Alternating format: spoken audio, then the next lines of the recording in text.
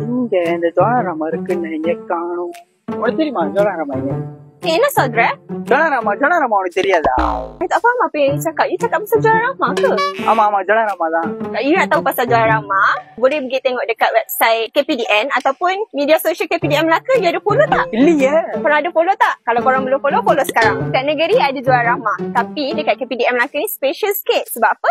Ada ruang menunggu. Ruang menunggu ni untuk siapa? Kita bagi untuk 3 golongan, iaitu warga emas, orang kurang upaya dan ibu mengandung.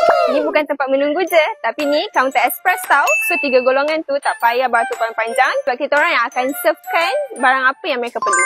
அவ்வளவுதானா?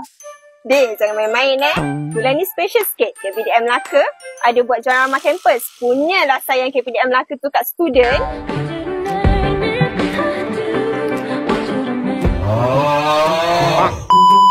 Jolarama campus ni kita buat kat 3 tempat, iaitu UiTM Jasin, UiTM Alor Gajah dengan College Professional Mara dekat Air Molek. So korang jangan risau walaupun kita buat kat campus, tapi semua orang boleh datang. Korang ajaklah adik-adik korang ke, kawan-kawan korang daripada campus ke, semua datang, okey? Jolarama campus kali ni kami menyediakan barang kering dan barang keperluan asas student tau. Korang pernah dengar kalkulator Rahmah tak? Kita orang ada tau. Jolarama bergerak kita buat pada setiap bulan, tapi untuk Jolarama campus kita buat pada